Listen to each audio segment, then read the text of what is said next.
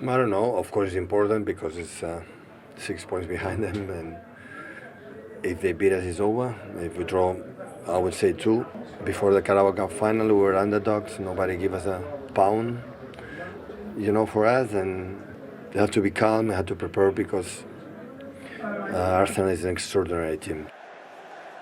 It feels a little bit like the same old story recently in our games where we have a setback and we don't recover from that. We need to find a solution to that.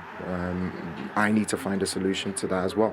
And a lot of that is mental stamina and emotional stability in difficult moments. But at the moment, I need to make sure the short time is good. And we have to focus on a really, really massive game against Manchester United next week. I do want to talk about your goal. It's a lovely ball into you from Ryan Cherky, but your control and turn in one movement gives the opportunity for you to tuck away that finish, which obviously is a very good goal. Yeah, I'm fortunate to be playing with so many top players. I think with Ryan, you never know when the ball's going to come, so you just have to be ready. But yeah, I'm grateful to be in that position. And yeah, for what I did okay with the finish, and yeah, it was nice to get a goal today. You now seem to be hitting like really top form. Yeah, the team feel fresh and everybody is there, and yeah, we have a semi-final FA Cup and 5 or 6 games remaining. So looks not many, but is a lot. So many things I think is going to happen. Yeah, they look fresh, don't they? And it was a huge opportunity for City, knowing what had happened to Arsenal yesterday. But they didn't start the game hurried or kind of with any sense of urgency. They were happy just to let Chelsea have the ball. Yeah, they did. And I think that's a real skill in itself, just to be happy to sit, soak up a little bit of pressure, let them dictate play. They did it for about 15, 20 minutes, Chelsea. They were arguably the better team. But then after that, Man City really did start to get a stranglehold of the game. But it was still 0-0 at half-time. So what changed in the second half? They carried on from that first 15 minutes, really. They just dominated the ball. They were happy to step up. You can see here, they're all camped on the halfway line. Real comfortable possession. And this was the story of the second half in general, really. Camped on the halfway line. Chelsea just happy to sit back and... Mentally, I think Man City were the stronger team. They really were. They were dominating everything. And alarm bells should have started to ring here. You can see Nico O'Reilly just starting to saunter, making his way into the 18-yard box. There's no real pressure on the ball from Chelsea either. I think they could have got the ball in the box a couple times there. They didn't. And when the ball finally does come into the box here, you can see Nico O'Reilly. He's there with Santos, and that is a complete mismatch. Haaland's taking 2 of the men. Man City have got the box fully ringed out. The ball comes in, and in the end, it's a comfortable finish for Nico O'Reilly. Sanchez, absolutely no chance. This part here, though, is it's a little bit worrying. It really is. If you're going to press as a team, you've got to push up. You've all got to do a job. You've all got to get up there and do it as a unit. Or you get back and defend. Watch Cousinov here. He carries the ball unopposed. Nobody touches him. Nobody lays a glove on him. He gets into Chelsea's half. Simple ball over to the top. And on another day, Semenyo puts that in the back of that. He's got the quality to do that. Sanchez here, trying to do it quickly. I think Caicedo, it's a good ball, I don't blame the goalkeeper at all. It's a good ball, and if he can take it on the half-turn and run away with it, it's fine. But the City's look at them, they sniff it out. Oh, it's absolute green light. Go, go, go. And Doku, it's a lovely little finish into the corner. Simple goal for him, but this makes it 3-0, and it's game over at this point. It is game over in terms of the scoreline, but in terms of the relentlessness and the energy, 2-0, 3-0, they're still going for the game. They're not happy just to shut it down. Yeah, the other thing is I'd love to talk about Cherkis and Dokus and all the rest of it, but it's hard work as well. When you come to this time of the season, everyone has to put the work rate in, and it doesn't matter if it's 9, 10, 11, 12, whoever many players play at any point in the game. Haaland sets it off here at that time. And it's not just him. Doku's right behind him. Silva's right behind as well. This is absolutely horrible to play against because you've not got a second on the ball. But when they get it, they're comfortable. Pass back here. You could have let that go. No, Doku, I'll show you. I'll give you only one place to go. Right, you've got one touch. One touch. You only need to make one mistake here if you're Chelsea and you're on the back foot again. That's because they're all up for it most of the time, all working for each other. One mistake and they've got the ball back again, and look at the comfort when they're on the ball. And it happens time and time again with them. And when they had to depend on somebody else, when they finally got through, not a bad keeper to rely on, is it? See, he makes this look a lot more simple. I know it's straight ahead, don't get me wrong, but there's a lot of goalies there that get too involved there. They rush out, they collide with Cucurella, and it's a penalty, but he doesn't. He holds, waits, makes the save. Yeah, I mean, the whole way through the game, if you're up 2-3, they just don't turn off. Everyone else chasing back. It's the players that are chasing back. That's Semenyo there. He's playing at left back, and he's doing it constantly through the game. and he's got the fitness to be able to do it as well. Foden's come on, and he's not just swaned into the game. It's not going great for Foden at the moment, but do you know what? You can work your way out of these times, and that guy right now is working. And I don't know if you noticed there at the end of the game, towards the end of the game, that was still playing on the pitch and so many empty seats, so many blue seats there. 5 games now out of 6 they've lost in all competitions. Things are not going well for Chelsea. And a particularly bad run just now. I mean, 5 points out of 21 when they were trying to go and get Champions League football, and they're falling right off it just now. There's a bad feeling at the club at the moment with a lot of the fans as well. They're not actually angry at the moment, they're actually resigned. And that's a bad thing. It's a very, very bad thing at this time of the season. So they need to get something turned around. But at this point in time, the work rate that you need isn't actually coming for that group of players just now. They need to turn it around quickly, or Champions League's going to disappear. A lot of boos at full time as well. Now, this is a remarkable thing that Pep Guardiola has done time and time again. So I don't know why we're so surprised that he seems to be closing in on what was a 12-point lead, because April is the month he knows that his teams have to ramp it up. And their record in April compared to, say, Arsenal, now this is since Arteta took over, so last 6 years, is 2.7 points per game compared to Arsenal's 1.5 per game. So in black and white terms there, they know how to manage this month and what to do. But how do you do that? It's about more than using a squad and injuries, isn't it? I think first and foremost it's bought and paid for. You know, Pep Guardiola's 6 Premier League titles now. They've done it before. I think with Arsenal, because they're still quite haven't managed to get over the line, the pressure's starting to build. And if you're an Arsenal fan, you're looking at that graphic there, it's ominous, it really is. But it's a mental thing, Pat. It is a mental thing, but the great teams know how to do it. And you say that simply great teams. There are not many great teams, but you look back at the great Liverpool teams, they were able to do it. Sir Alex Ferguson, he always knew, starts in December, January, February, and builds from there. So the very, very best managers always manage how to do it, get the players that are capable of doing it. And if they have to add a little bit, say in January, an extra player that just gives them that little bit of lift, they know how to do that as well. So, to be honest, Man City, you can just feel it coming, and it must be horrible if you're Arsenal. Well, we will throw it towards next weekend.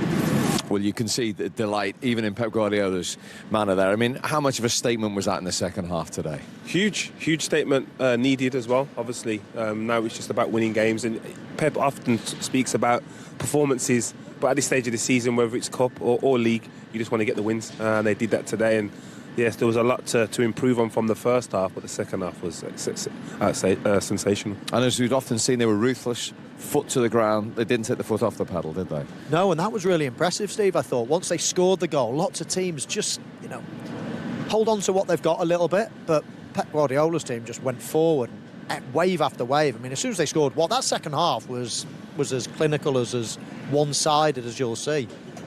They were brilliant right from the start, and got their goal early and then just continued. And the game could have continued. They would have continued scoring. It was that dominant, and just a brilliant time of the season to start hitting your stride, because they have been up and down this season. They have struggled for consistency, but at the moment, you mentioned before about the teams that they've played recently and beating them all comfortably. Arsenal will be really nervous about going to the Etihad on the weekend. Yeah, we'll come to that game later. But the last 3 games, the cup final against Arsenal, 1 clean sheet. Quarter-final against Liverpool, 1 4-0, clean sheet. And then this today. I mean, they're building momentum at exactly the right time. They're motoring. And again, they look like they've caught their rhythm. And they always do. This time of year, April, we've seen Pep's record. And I think this is a new team. We thought like when it looked like it was really bad last year, and would Pep stay? And you saw the challenge of building a new team. And this team now looks very, very dangerous. If they do go and win the league this year, I think it's the biggest achievement of Pep's career, because he's had to, not many great managers get a chance to keep rebuilding. I think like Fergie, Wenger to a certain degree as well, but he's rebuilt a team in his image, and they look sensational at the moment. Yeah, I couldn't have them winning the league at the start of the season. No. I must admit, I thought miles off it. I mean, Liverpool won it at an absolute canter. They spent so much money. Yeah. I thought it's got to be Liverpool's. If there is going to be a fly in the ointment, it's Arsenal. Too much change at Manchester City. They're going to take time, and of course, you'd never doubt Pep Guardiola. But I just thought there's so much work to be done at that club. I mean, I agree with you, Joe. I think if they win it this season, that is that is as good an achievement as you'll see. And were they playing in that second half like they can smell it, like they really believe? Yeah, definitely. And like Joe said, it's not just the second half today. It was the second half against Arsenal in the Cup. Patches throughout the Liverpool game, and again, maybe rode their luck a little bit, but when they get into these moments, and Pep spoke about the need to balance the attack and attack down the right equally as down the left, and make the game effective when you're in these areas. And Cherki, again, as he's done so often, right, his time at Man City, puts the ball in the area, and Nico O'Reilly, again, not unfamiliar to this, and has proved so important at the vital times of this season. And it sums their goal threat up all around the pitch. Yeah, got goals from everywhere. If anything, the big man's, apart from his hat-trick, he's been a little bit off it, in terms of goals. But the goals are coming. Mark Gurhey, this lad as well. This is a centre forward's finish here. Like Mo said, he's just off the back foot, bang. So the goals, it's been shared around, and they look like such a threat. And I think that's the thing, Joe. I think there's often comments been made about, are they too heavily reliant on Haaland? And they're not at the moment. Yeah. Again, he probably wants to score more goals, as any striker would do. But the fact that they are sharing the goal load, and people are chipping in it from all areas.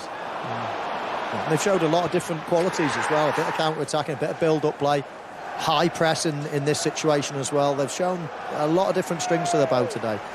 Whichever way you look at it, they were dominant. And that's a great point Joe's made. I mean, a lot of discussion on our shows about the reliance on Haaland.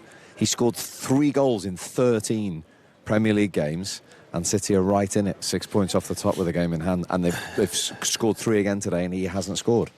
We saw him at the end desperate to score, didn't we, by the way? We did, yeah, you could see, couldn't you? And listen, we will always go through patches where we look at somebody like Haaland and he'll be the only standout point, let's say. He'll be scoring all the goals and we'll say, oh, are they too? And then, of course, every player is human.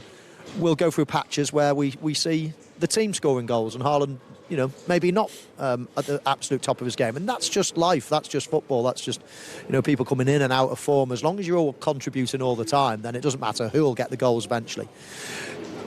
When Pep Guardiola is thinking of his team for the next game, let's say, you can bet your bottom dollar, even though his goal record isn't amazing at the moment, he's still obviously incredibly important. But it is a lovely problem to have, or not a problem, it's a lovely thing to have for Pep at the moment, is to have goals coming from even centre-halves, which is fantastic. Yeah, and they've been in this position so many times, but as you said, it is a new team with new members. We spoke to one of them, Mark Gahey, when we were covering the game, but they seem to be led by these serial winners in the dressing room, Joe. Yeah, exactly, and it's the evolution. So having them boys in the room will help the new players.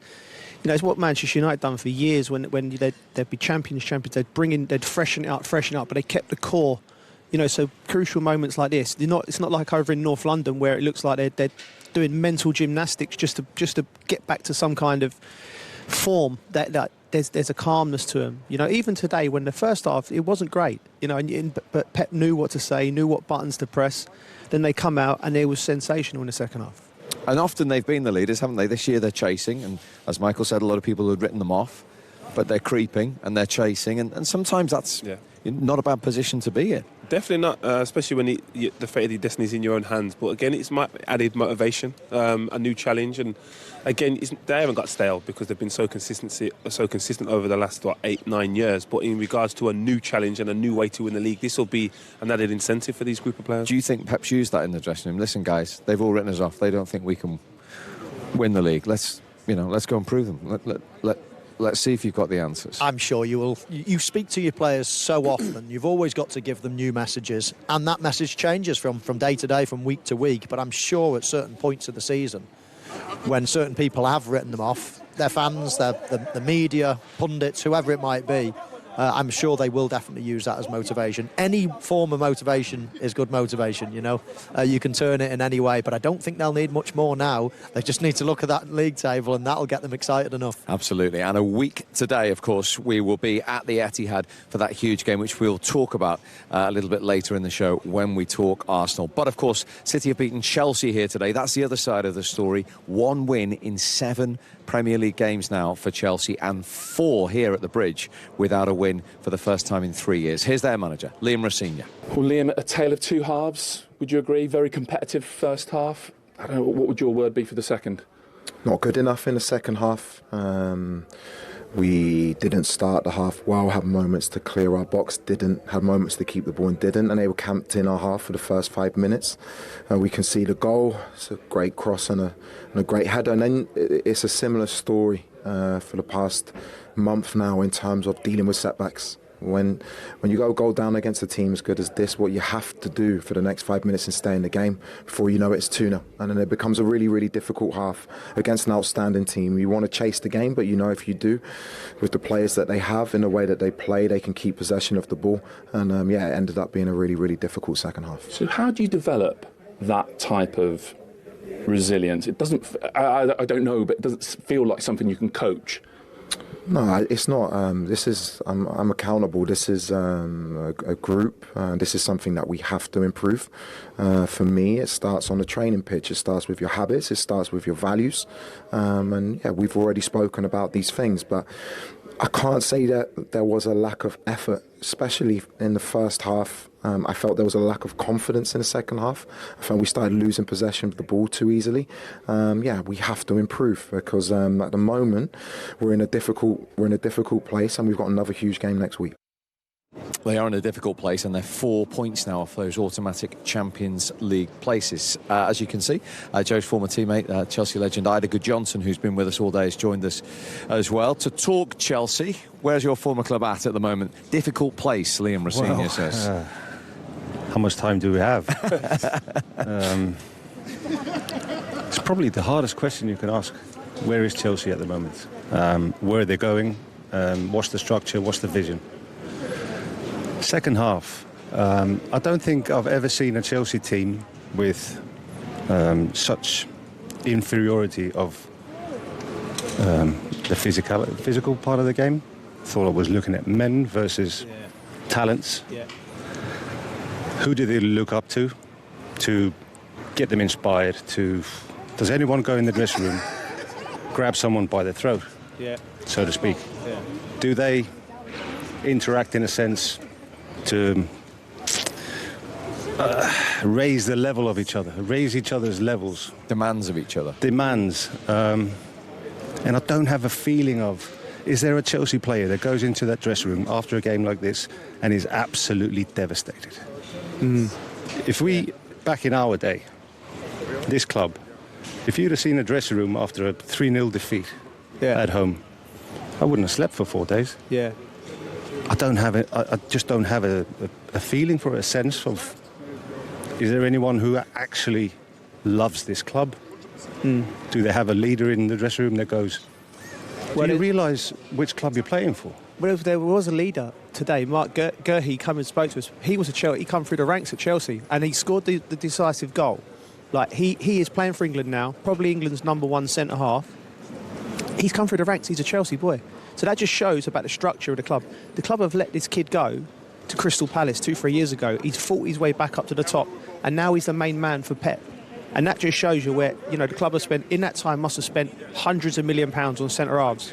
And you've got one, but he's playing in the Manchester City shirt. And I think that's just where the club are at the moment. It's like completely wayward, and there's no guidance. And they're not. Ida's right. It doesn't seem to be painful, a 3-0 home defeat like it should be. And it's the first time in 8 years they've lost back-to-back league games by a 3-goal margin. Are they too easy to play against at the moment, Ida? Well, too easy. I think it goes down to character. I don't think they've. I mean, who in this Chelsea team is at the peak of their career? I don't think anyone. Everyone has got a level above, or most of them do have. So you haven't got one single player, in my opinion, who's at the peak of his career in one of the biggest clubs in the Premiership. That doesn't sound right, does it? Exactly that. I mean, but the project is like, before it was, we're going to try and buy the best players and we're going to try and get the best manager, and when it don't go right, the manager will get the sack or the players will get sold and new players will come in. There was like, everyone at the club knew where he was going. And now I feel it's like they're buying players, not to build the team, but as an asset. Yeah, and they're all at the same age, Joe. So they're the youngest average starting 11 in the Premier League this season. The easiest thing to say, they lack leadership. Of course, any team needs leadership. But who's going to grow into that role then? They have Reece James. When he's fit, he's a leader. But he's one. So as soon as he is not on the pitch, I have a feeling, who are we looking at from the stands? Who is going to drag them through the mud every now and again? Yeah, that's it. And when we talk about leadership and players like Reece James, it's hard to drive when you're really the only senior player. You get a few other lads around you and that, but then it's standards and how do you do things. And I just think it comes down to the recruitment policy. You know, because it's clear. I've been saying it it's like I feel like a broken record. I've been saying it for the last 2-3 years. You need to start bringing in players who know how to win, know what the standards are, and then they can guide the guys. And then these guys all at a level like that, in a few years' time, with the right guidance, they can become top players. But if you have no one guiding the way, you end up picking up bad habits, and then you end up not reaching your potential. So no matter how much potential you've got, you still need good people around you within that dressing room to guide us forward. And in terms of the recruitment, they're 4 points off the Champions League places. If they don't finish in the Champions League places, how difficult is it then to attract the top players and indeed hold on to some of the ones here? I mean, we've already seen Enzo Fernandez not playing today because he's reprimanded for hinting he wants to leave the club. Yeah, well, that's a completely different matter. It just goes to show how important this Champions League spot is for Chelsea, because where do they go from here?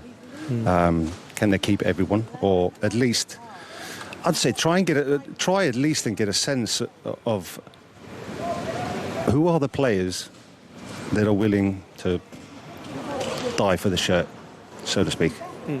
Keep them and start building around them. And if you can attract some experienced players, someone who's connected to the club, who can sort of bring the message to the players. What does it mean to play for Chelsea Football Club? You know, I came to this club, and it was huge. It wasn't the Chelsea that it is today, or hadn't reached the levels that it has in the past. But I came in a dressing room with Dennis Wise, Marcel Desailly. Yeah. Do you think they opened their mouth, and I sat there and I was absorbing information. I was listening to huge characters in a dressing room, love for the club, Desailly, world champion, and I can name a good few. You know, Jimmy Floyd came in, we felt something for this club straight away. Then we go through the JT and the Lampard. You cannot buy a JT or a Lampard nowadays. But we grew into that role of being leaders together, 3 and 4 of us. JT is a leader within himself. Frank leads on the pitch. We looked at each other. If you're not on it today in training, I'll let you know. Don't worry, and vice versa. So we grew together and became men and formed our characters as individuals and as a group. And then you go into the recruitment and you think, wow, we've got Didier Drogba. Yeah. Look what he did for the club. Yeah. And how they grew into the roles, what made this club, basically. We're a bit far off it now, I think. We shall see.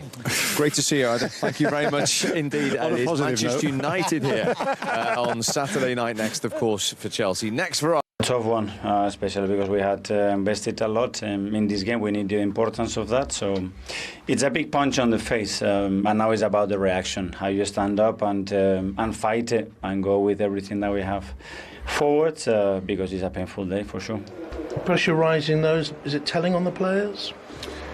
I don't know if it's that. I think, again, we've been coping with a lot of pressures in the beginning of the season. Today was more, obviously, a surprise of certain action that are very far from the level that we have shown. And obviously, that shocks the system. And we weren't good enough. We asked a lot for our crowd. Today, we didn't respond to those standards. And we have to apologize, taking in the chin and move on. We're going to need you. Well, that was the stunning results of the weekend at the Emirates. And Joe, nobody saw that coming. Nobody saw that coming. And Bournemouth were well-deserved winners. They were top draw, moved the ball. Arsenal, it just seems like it's this fear on their back that they can't get out. Like, you know, Declan Rice missing passes, you know. Gyökeres about his balls bouncing off him. All these little things that were better than. What we're doing, guys? Hey, we finished talking. We finished talking about Man City. You don't invite me on the show anymore. Mind you, you're an Arsenal fan. You're an Arsenal fan. We're talking after. What do you think? You work 8 days a week. That's why you can't come on our show anymore. I know, but I'd like to be invited every now and then. I love this show. You know, you used to be good to me, but you don't treat me with no respect anymore. You don't ring, you don't text, no nothing. After that result as well, City out back. Whoa, let's go. Thanks, mates. That's Micah Richards making a guest appearance, in case you didn't already know. And he is an Arsenal fan as a kid as well, but obviously he's in Manchester City. If Arsenal had won and City had lost, he would have been singing the Arsenal song. There we go.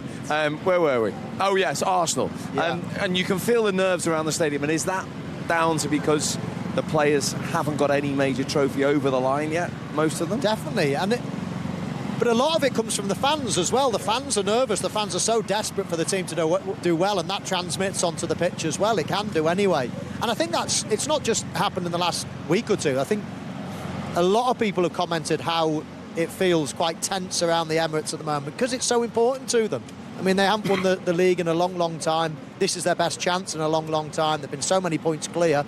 It's understandable, that nervousness and that apprehension, let's say. But they've got to find a way because, they're never going to get a better chance than they are at the moment. Now, on that experience, when the season gets going, Sir Alex Ferguson, Arsene Wenger, Jose Mourinho, they all used to say April. April's the time it gets going. The season starts when the results really matter. Have a look at this. In the Premier League, Mikel Arteta against Pep Guardiola. Pep Guardiola's played 30 nights, won 31 of them and only lost 3.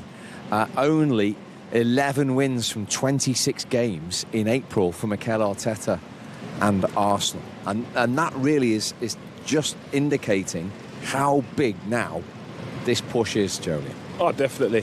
Whether that is a manager factor or a player factor, like Mo said, there's not enough players in the dressing room that have got across the line in whatever competition that may be. So hopefully that is a good indicator that City can go on. And yes, I do believe City will go on to win the games. It's just whether Arsenal can get a result next week.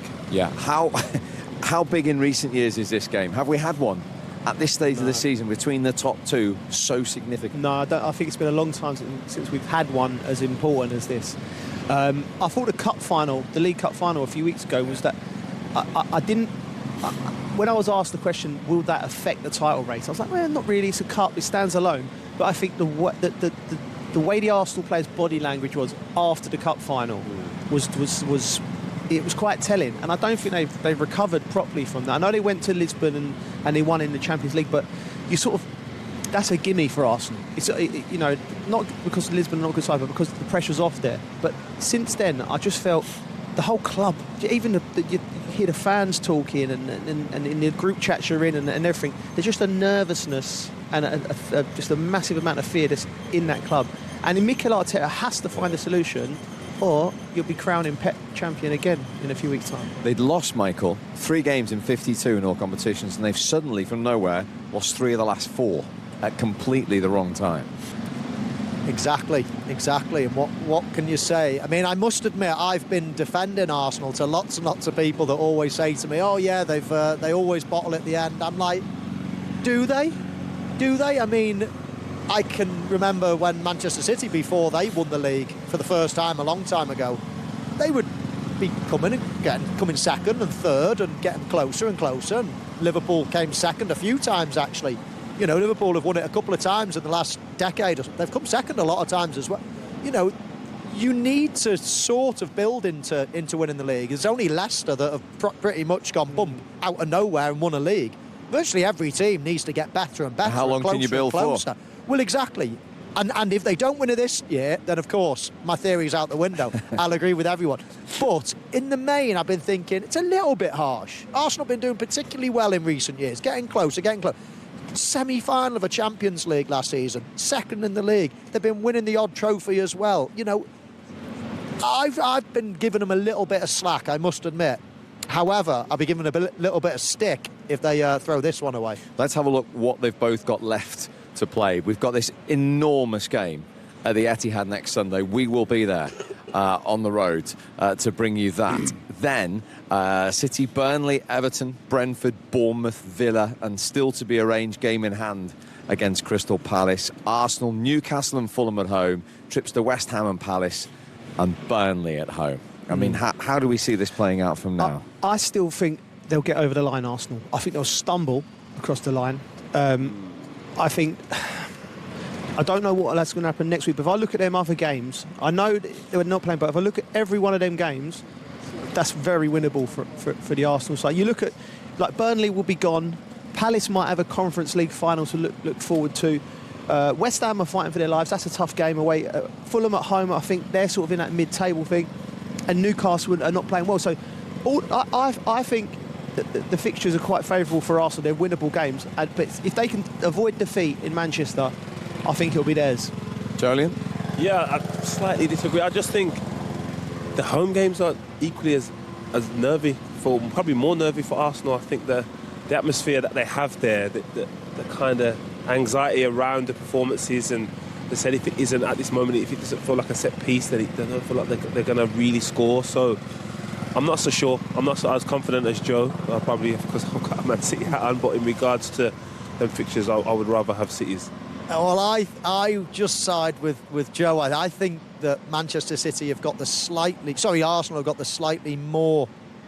Manchester City got the slightly more difficult games. They've got Bournemouth away, they've got Everton away. They're two tough games. However, when you look at this weekend, we thought Arsenal at home to Bournemouth, Man City away. And that's City's sole focus. If Arsenal get through against Lisbon, they could have 2 huge Champions League semi-finals in and around that as well. Yeah, absolutely. Everything is pointing to Manchester City, isn't it? The momentum, the record that we've just seen, the Pep Guardiola as opposed to Arteta, the experience of the players and the team and the clubs, everything's pointing. The current form, Manchester City playing at home against Arsenal, it's all pointing to Manchester City at the moment. It's a toss of a coin. I think Arsenal might just nick it. A couple of days ago, it was all pointing to Arsenal, wasn't it? Exactly. It's been a